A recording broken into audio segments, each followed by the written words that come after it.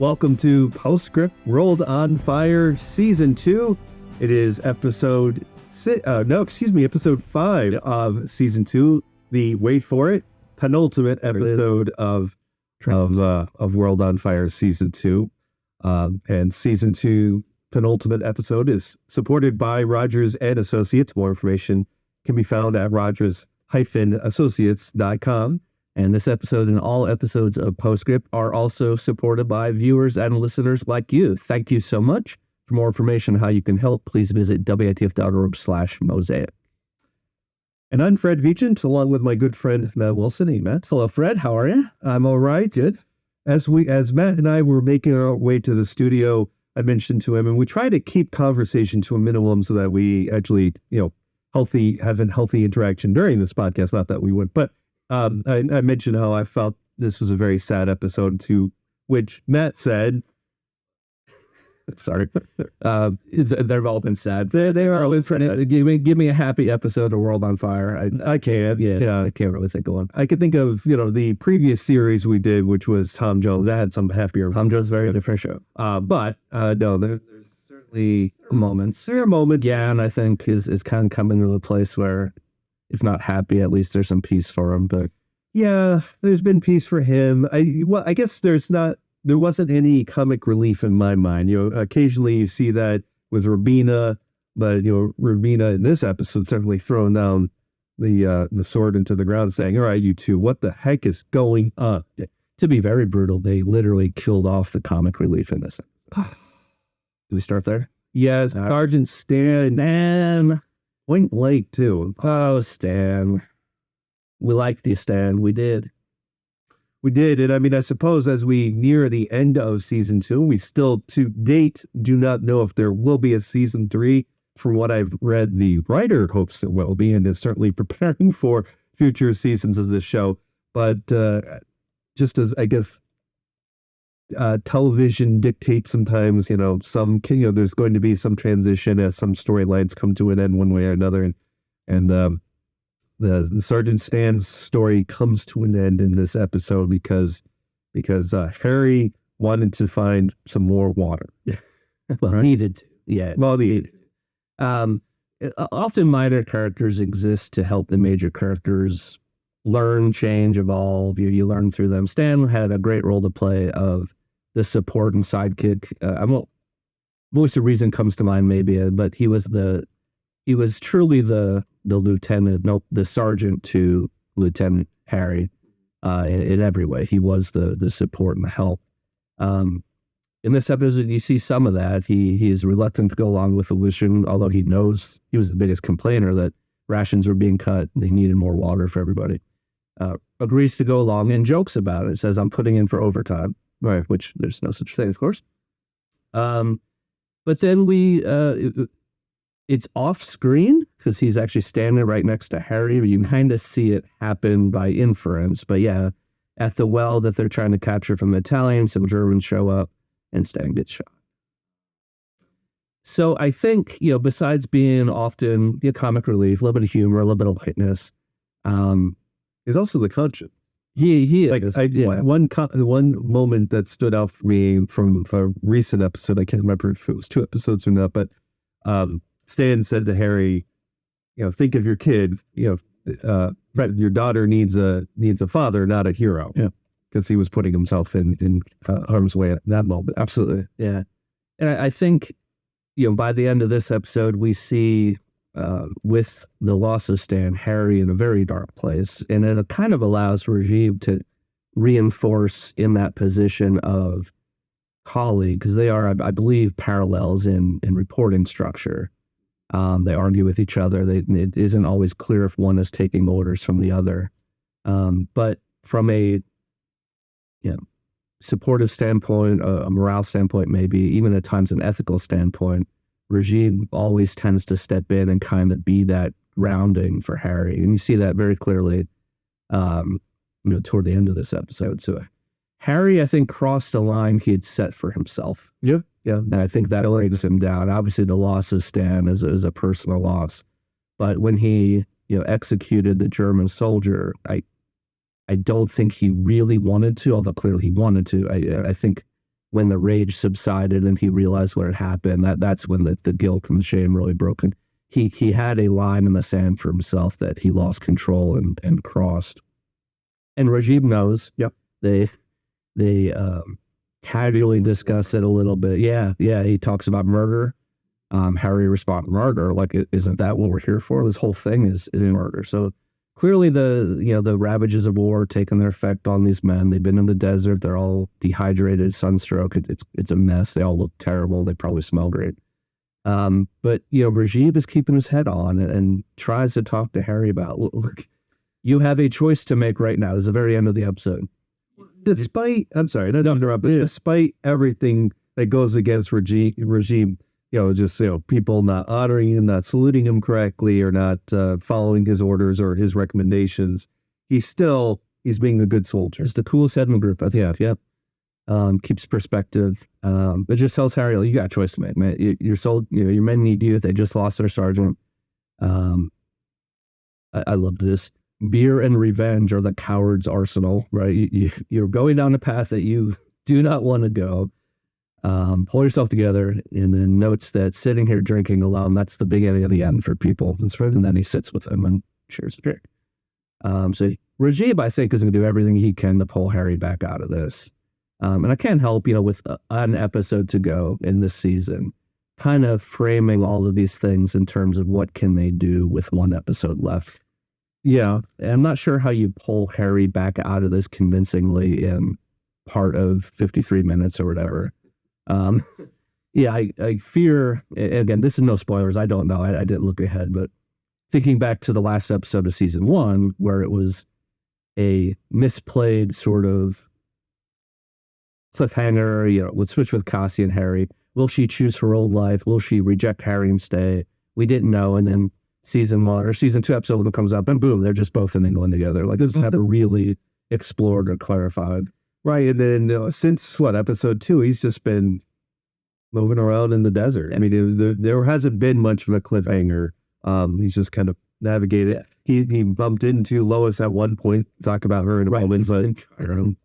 But, he's been dealing with the challenges of being in no man's land, really. So the build up for Harry, I think I get. I think I'm following along his progression through, capable leader to, war rig, and just in this place that he's in, especially with the loss of Stan. I think that is a believable catalyst.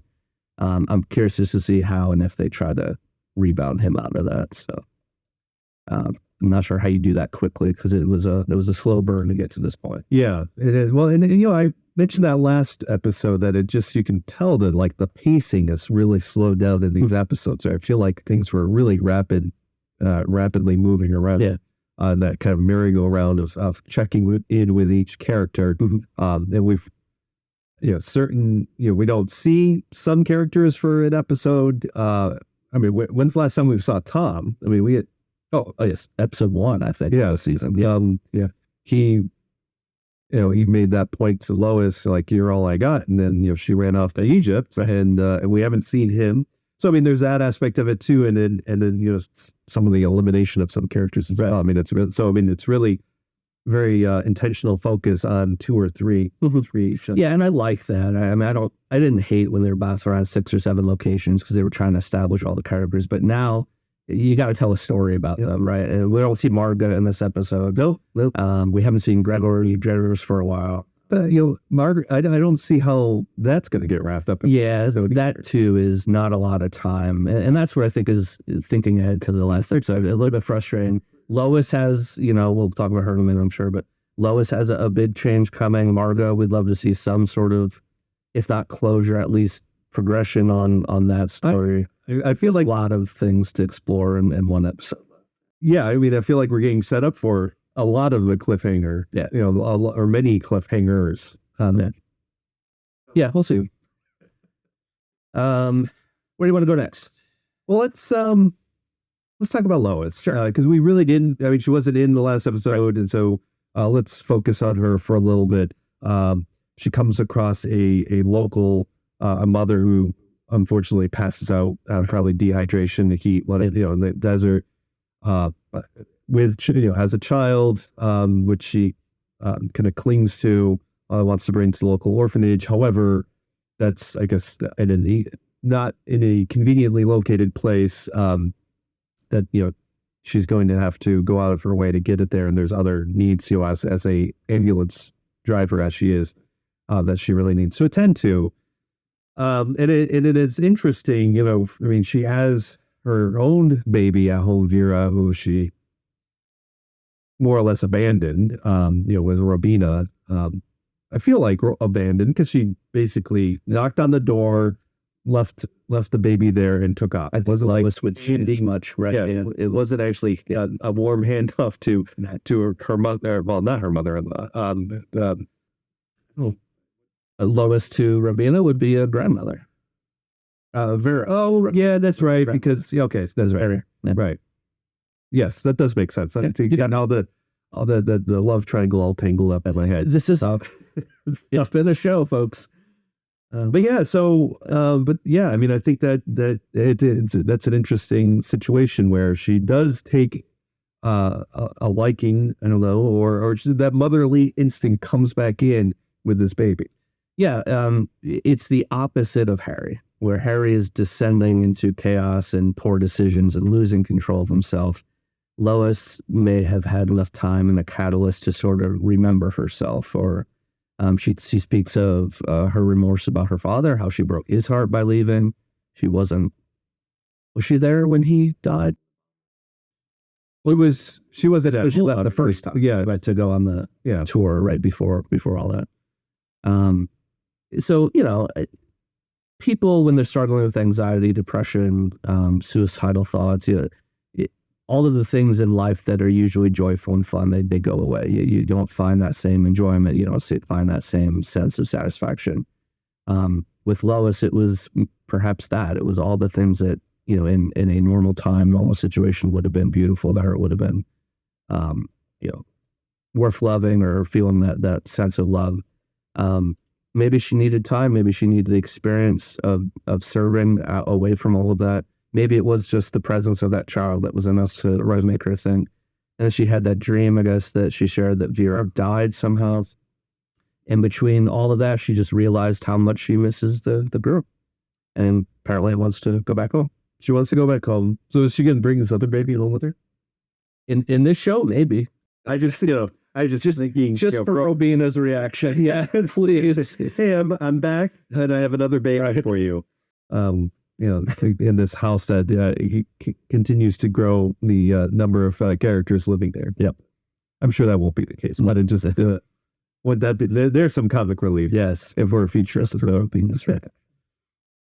So we'll see. So Lois is going back home. Yeah, I think she can. I think she's.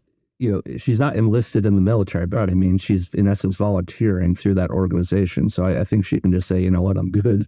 Yeah. How she gets home from Cairo, Egypt, I'm not sure, but they'll figure that out. And I'm sure in between episodes. Right. Yeah. So she'll be home. It's the miracle of TV. Yeah. People go from Eastern Warsaw or Eastern Poland to England in the span of a week or two. It happens. It does happen. Yeah. So, all right, so do we go to Manchester next? Let's do that one. This was fascinating.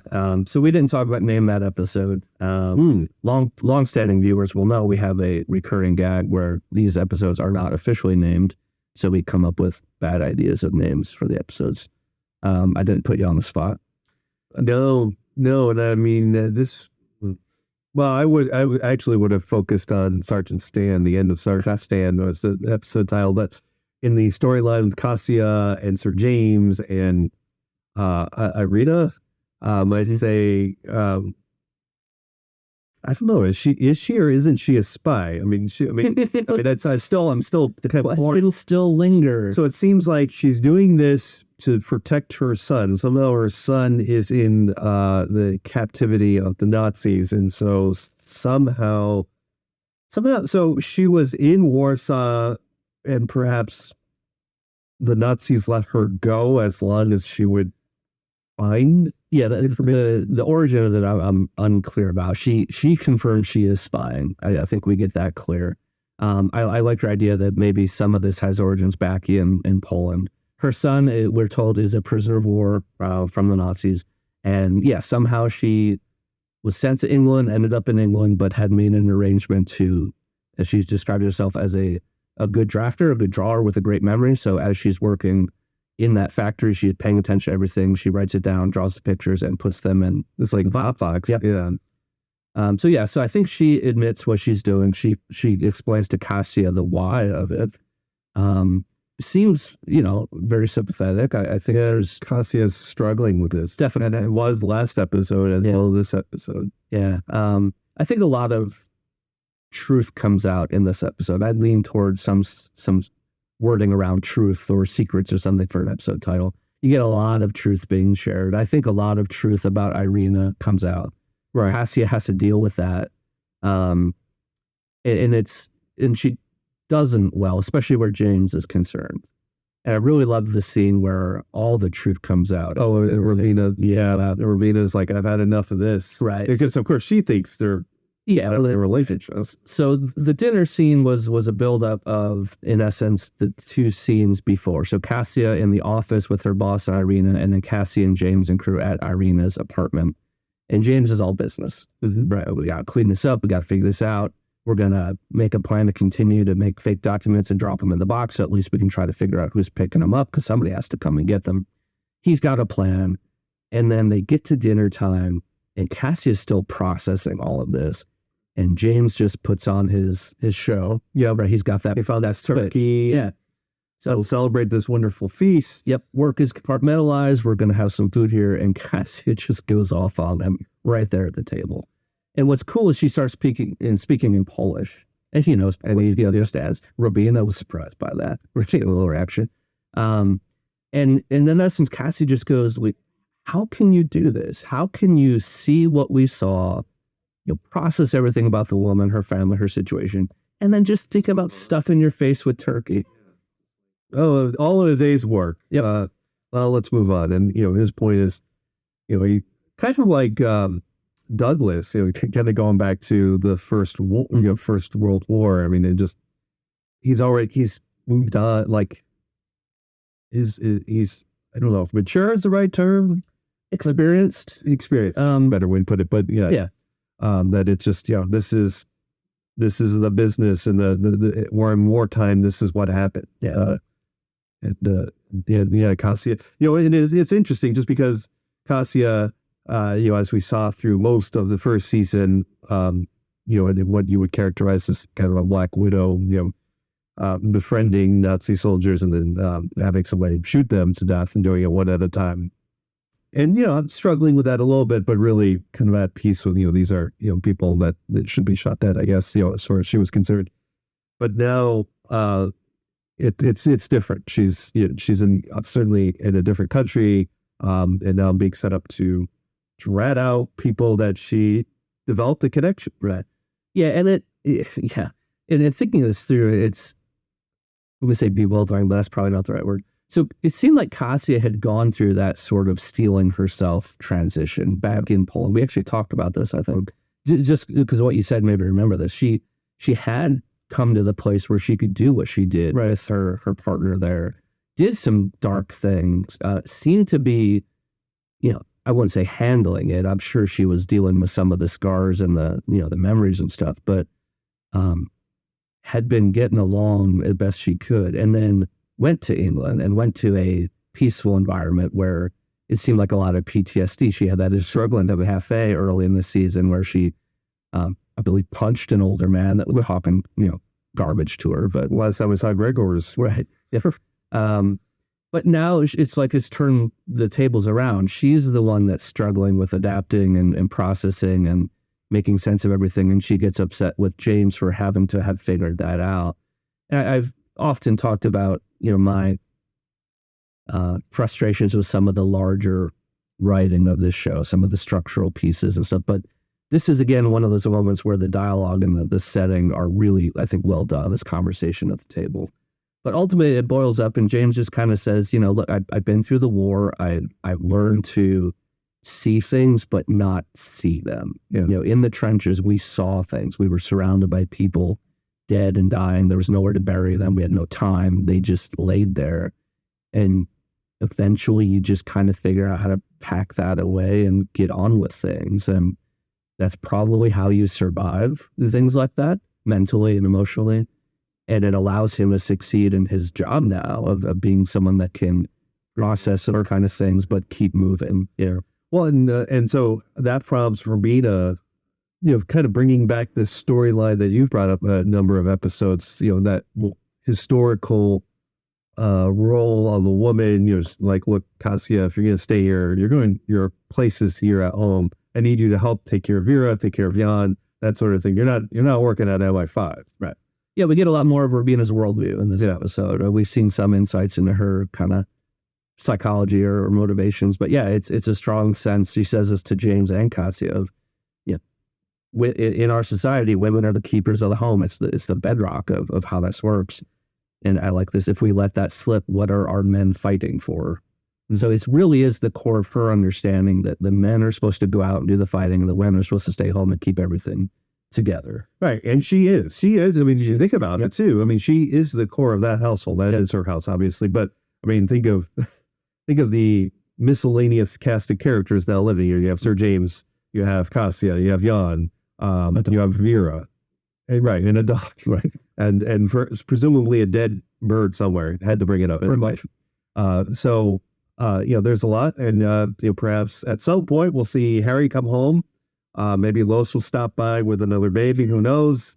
But Robina is the bedrock of all of this. Yeah, and ultimately, if she's believable, I think she just wants peace. She wants peace for Cassia, peace for Jan.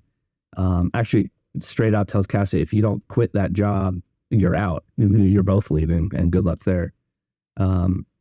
It's a little more glimpse into what Robina is really looking for here. Probably the weight of knowing her son is still out there fighting is weighing on her as well. But ultimately, she wants peace. It was peace in the house. Yet again, it's going to set up the final episode of this season. Really, what is Cassia's decision? Yeah, and that I'm intrigued to see, because You think we'll have time to actually get to that one? I hope so. Yeah, and clarity. Like, we didn't really get a decision from her at the end of the first season. We just learned of it early in season 2. I don't know. I don't know if I should say should. I hate to make decisions for the character, but I could see it going either way. I don't think she'd put Jan at risk. Because, ultimately her first sacrifice back in episode 1 was to send Jan with Harry, and she assumed the risk of staying there. Mm-hmm. And maybe that's still true, but she knows well leave her little brother again. But I also think she saw a purpose and mission in being part of MI5 and working with James, although she's very mad at him right now. So, who knows? We'll find out. So the last one, David. Greg, and nope, David. David. Sorry, David. It's I'm starting to warm up finally to this storyline. And Henry, I liked her in the first season anyway. When as Webster, stable character at the hot French hospital, the Parisian hospital, and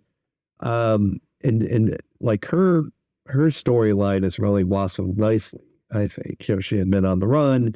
Now they're. She came upon David, who, he had to eject out of his plane, and they've been more or less taking care of him.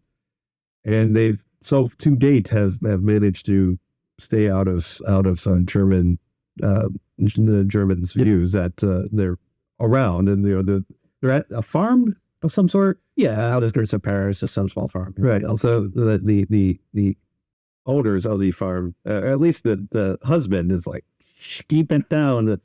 Meanwhile, the wife party animal is enjoying the brandy that she's sharing with everyone. So this little storyline is also another reason why I thought truth could be a theme of this episode, because I've been very clear about my frustration with David. He came out of nowhere in season 2. We had no reason to like him or care about him. He wasn't very likable to begin with. No, but those kind of characters are generally set up to change, right? That you establish them as a jerk so that eventually they change, and it feels like, okay, this is kind of interesting. So I won't say inevitable, but the perhaps expected change is starting to materialize. He has a few moments of clarity. But the reason why I think truth really comes out is that these two realize they have no future together. He explores that with her, And in two ways, she pretty much shuts him down. One is he tries to practice his French language, and she kind of entertains him for a while and says, "You'd be dead in a week." No one's going to fall for it. Yeah. You'd be discovered and dead in a week. And then they talk about their plans at the end, and she makes it clear, you need to get back to your unit, your group, and I'm going back to Paris. So a different hospital. I can help more people there. And she assumes do it safely. We do see, and I think you alluded to this a minute ago, some glimmer of recognition from him about his own perspectives changing. He says, I'm a boy playing that soldier. I didn't understand all of the ramifications of this until I saw it, until I his experience. But she actually responds fairly well. She's like, how could you? Like, how can anyone understand all of this without seeing it? This is too much to imagine. That's the whole premise of this show. Yep, the impact of this war on fellow people, on everyday people. And then a favorite parting line to him, which I love, the scratching the rats will always remind me of you. I'll have to quote that one later down the road. So I like what you said. I like her and her impact on him. Again, talking about characters and their impact on each other, the effect they have on each other. She could be a help for him to understand a little more reality of war and the people in it, maybe less of that callous sort of defensive nature we saw in the first couple episodes. Yeah. Well, I mean, she was very much a peripheral character early on in the first season, but she was really taken on the kind of more of a central role this season. But I really like it. Yeah. So stepping in the gaps of missing something. Okay. We will explore a little bit down the road. That's right. So one to go. Well, that was an interesting, challenging episode. I mean, I don't know what to expect. We haven't known what to expect every episode down the line, but I really thinking that there's 53 minutes left to go in this series. I mean, there's a lot that's going to be jam-packed in this, or maybe not. I mean, who knows? Yeah, very little clarity. Strong sense Lois will go home. Decent sense that Henrietta and David will split up and go out with their lives. Harry's in a dark place, and they're Cassie and James. Those are the mysteries. I think what decisions will they make? And Marga. Yeah, I do want to circle back with her. No idea where that's. Not even a guess. No. So stay tuned. Yeah, you'll see with us. Thanks for tuning in. This was episode 5 of season 2 of World on Fire, reviewed by Postscript. This episode, all of our episodes, you can find online in a bunch of places. You're probably listening through your favorite podcast app. If you want to watch, for whatever reason, instead of just listen, you can find us on WATF's YouTube channel called Mosaic. For all sorts of information, visit www.org/Mosaic. We would love to hear from you. A bunch of ways you can do that. Email is great, postscript@WATF.org. Visit YouTube, leave a comment on one of the videos, and then anywhere you can, leave ratings, leave reviews, leave comments. All those things help out. Support for this episode and all episodes of World on Fire Season 2 is brought to you by RodgersandAssociates.com, and also viewers and listeners like you. Thank you. Thank you, everybody. We'll see you next time.